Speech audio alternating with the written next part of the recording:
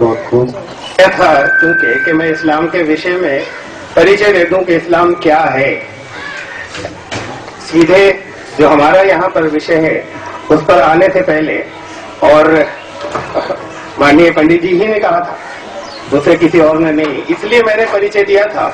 और वो विषय से थोड़े से हटने जैसी बात थी, लेकिन चूंकि मुझसे ये बात कही गई थी इसलिए मैंने दिया था, वरना मैं नहीं देता। ये मालूम तो हो जाए। अब मेरे पास बहुत से जो प्रश्न आए हैं, और ये प्रश्न करीब करीब 22-23 प्रश्न हैं जो मैंने यहाँ नोट किए। होता यह है कि अगर प्रश्न छोटा सा होता है, उत्तर बहुत लंबा होता है। अगर मान लीजिए, ये सिर्फ उसके लिए मैं आपत्ति नहीं कर रहा, समझाने के लिए कह रहा हूँ कि मैं अगर आर्य समाज के ऊपर कुछ आपत्तियां करूं, और मैंने मान लीजिए कि जैसे ये आपत्ति की कि आर्य समाज ने नियोग की प्रथा को कहा कि ये वेद सम्मत है और ये गलत है और ये अच्छी नहीं है, मान लीजिए मैंने कहा ऐसी बात, तो आपको समझाने में उसको आधा घंटा लग जाएगा। मैं तो एक वाक्य बोलूंगा खाली, और उसको सिद्ध करने में बहुत समय लग जाएगा। इनमें से एक भी प्रश्न, मैं माफी चाहते हुए ये कहता हूँ, दो बातें। पहली बात तो ये कहना चाहता हूँ क्षमा चाहते हुए कि इसमें एक भी प्रश्न ऐसा नहीं, एक भी इसके अंदर बात ऐसी नहीं थी जो आपत्तियां आई जहां पर मैं ये समझता कि शायद के पंडित जी ने कुरान को समझा है। शायद हर वाक्य में गलत फहमी थी, और हर वाक्य का अर्थ जो कुरान से संबंधित था वो उसके अंदर कुछ न कुछ संशोधन की आवश्यकता थी हर वाक्य में। तो ये तो इसमें से जिन चीजों को आप कहेंगे मैं हमेशा तत्पर रहूंगा। आप कहेंगे कि मैं हर सप्ताह आऊं तो मैं साल भर तक हर सप्ताह आऊंगा, लेकिन इसमें से किसी एक को भी समझाने के अंदर मुझे एक एक बात को समझाने में आधा घंटा लगेगा, जो एक एक प्रश्न था यहाँ पर। ये तो मैंने पहली बात कही, और चूंकि बात को मुझसे कहा गया कि मैं इसका उत्तर दूं। और दूसरी बात मैं ये कहना चाहता हूँ कि इनमें से एक बात भी विषय पर नहीं थी, इसलिए कि हमारा विषय ये शुरू में तो मैंने कह दी थी ये बात विषय से हटकर, मुझे क्या बीच में ना बोले अपने समय पर। शुरू में तो मैंने खुद माना, मैंने विषय से हटकर कुछ बातें आपसे कही थी जो मैंने पहली बार कही थी कि इस्लाम क्या है, उसका परिचय, और उसके लिए मुझसे कहा गया था और माननीय पंडित जी ने कहा था, इसलिए मैंने दी थी। और मैं आगे नहीं विषय से हटना चाहूंगा, और जिस विषय पे भी और किसी विषय से इसमें किसी बात से नहीं भाग रहा। मेरी अपनी रुचि इसमें है, मेरी जिम्मेदारी है कि इसमें से हर बात में आपको जवाब भी दूं और समझाऊं भी। लेकिन जवाब, और इसमें से ये जो 22 सवाल थे, कोई एक छांट लीजिए, विषय बदल जाएगा। मैं समझाऊंगा अगले 2 घंटे में आपको, विषय बदल जाएगा। बात ये थी क्या इस्लाम शांति की बात करता है, उससे संबंधित जो है ये बात नहीं थी कि अल्लाह गुमराहों को हिदायत नहीं देता। ये गलत है, ये समझना गलत है। अब ऐसे समझाऊं तो समय लग जाएगा, इसलिए नहीं समझा रहा अभी, ताकि विषय नहीं बदल जाए।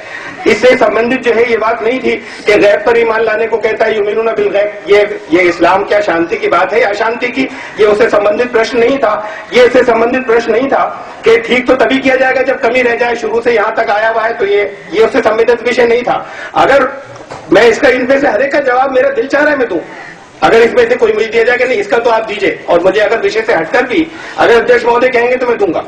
तो एक भी मुझे इसमें अभी तक प्रश्न ऐसा नहीं मिला जिसमें हम अपने विषय के ऊपर रहे और मुझसे ये कहा जाए कि इस्लाम शांति का धर्म नहीं है, या उस शांति का, उसमें हमारे आपत्तियां ये है या ये बातें समझ में नहीं आ रही जिसे मैं समझाने का मैं प्रयास करूं।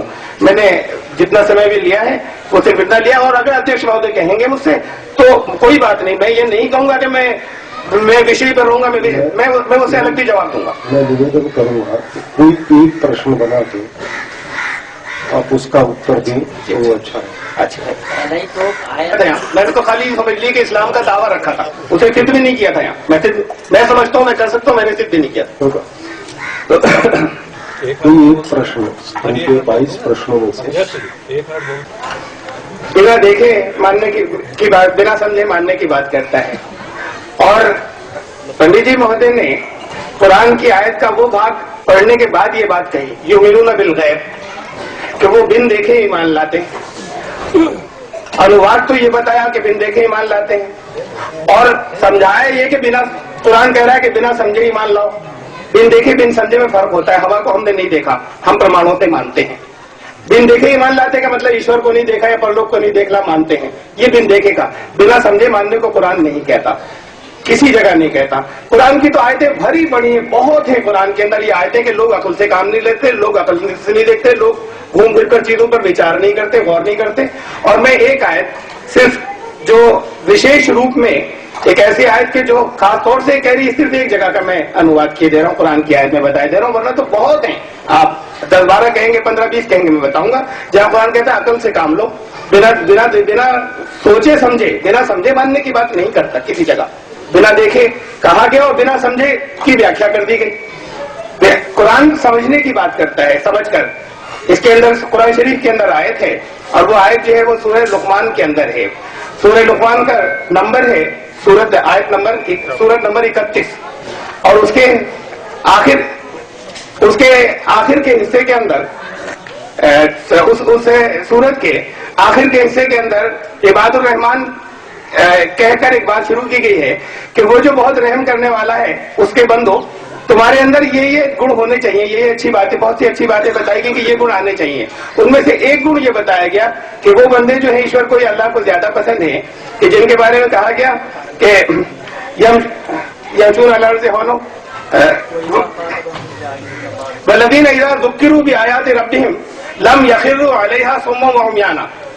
और वो लोग रहमान के ये विशेषता होनी चाहिए उनकी कि जब उनको उनके रब की, उनके प्रभु की जब आयतें उनको बताई जाएं और याद दिलाई जाएं, लम यखिर्रू, मैं अब एक शब्द का अलग अलग अनुवाद कर रहा हूं इसलिए कि बाद जगह लोग अनुवाद गलत समझते हैं और गलत बाद जगह लिख भी दिया गया है। मैं एक शब्द का अरबी में अलग है।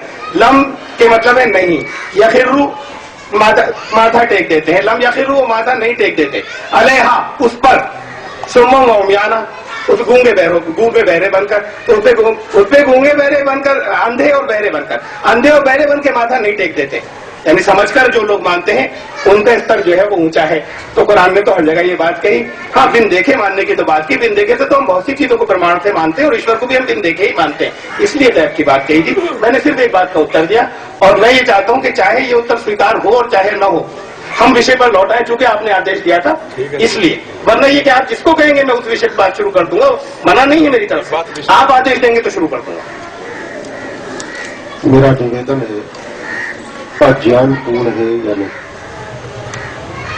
क्योंकि अगर हम एक एक विषय को रखेंगे तो मैं ये समझता हूं कि पंडित जी ने जो बातें कही हैं